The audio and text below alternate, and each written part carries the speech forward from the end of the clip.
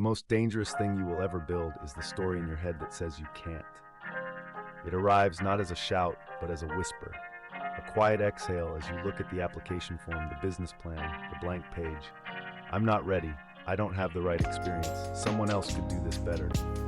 It feels like a wall, solid, immovable. You stand before it and your ambition withers. You haven't even begun, and you are already defeated by a thought, by a story you told yourself. You carry this story into your days. It's the background noise to your hustle. You work twice as hard to prove the whisper wrong, but it's still there, a constant critic. It steals the joy from small wins. That was luck, it says. Next time you'll fail.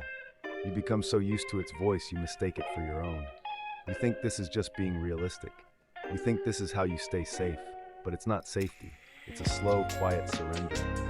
And the cost is everything you don't do. The conversation you don't start. The opportunity you don't seize. The version of yourself you never meet. You look at other women who seem to move through the world with a different kind of certainty, and you wonder, what do they know that I don't? The answer is not what they know. It's what they decided to believe before they even began. Here is the shift. That wall is not real. It is made of bricks you collected. Bricks with names like past failure, their opinion, not good enough. You gathered them when you were hurt, when you were compared, when you fell short. And with each brick, the whisper got louder. See, it said, this proves you can't. But you built this, which means you can take it apart. Start with one brick, the heaviest one. The one labeled, I am not the kind of person who succeeds at this.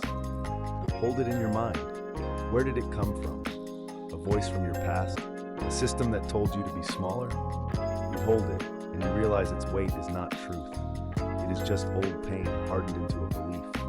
You do not have to carry it. You can simply put it down. The space where the brick was is not just empty.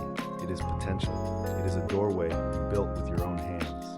That whisper will panic. It will tell you to put the brick back, to restore the familiar prison. This is the moment of choice. Do you listen to the old story, or do you listen to the new silence? In that silence, a different voice can be heard. Your voice, the one that has been waiting. This is not about blind faith. It's about foundational belief. I Can is not a magic spell that guarantees success. It is the permission slip to begin. It is the thought that turns your energy from building walls to building bridges, from protecting yourself to expressing yourself. Your hustle changes. It is no longer a desperate attempt to prove the whisper wrong. It becomes a focused expression of what you now believe is possible.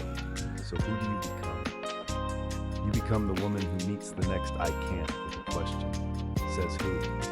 You become an editor of your own mind.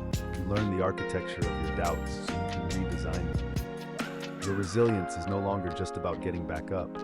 It's about knowing why you fell and changing the ground you stand on. You will still face walls. The world will still throw bricks. But now you see them for what they are, material. You can leave them on the ground, or you can use them to build something new.